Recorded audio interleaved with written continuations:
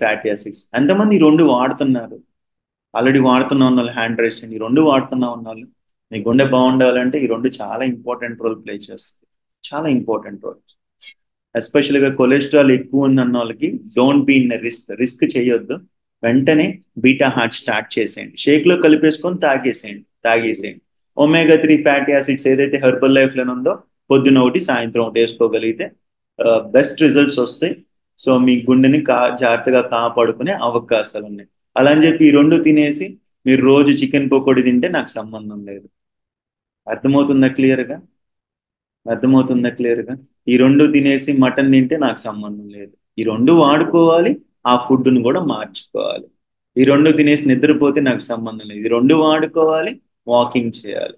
ఈ రెండు తినేసి బరువు తగ్గకుండా ఉంటే మళ్ళీ నాకు సంబంధం. ఈ రెండు చేయాలి, బరువు తగ్గాలి. అర్థమవుతుందా క్లియర్గా? అర్థమవుతుందా? సో ఇది వాడితే చాలా సార్, మా గుండె బాగుంటుంది, మేము ఏమేమి తినొచ్చా అంటే ఆ మాట నేను చెప్పలా.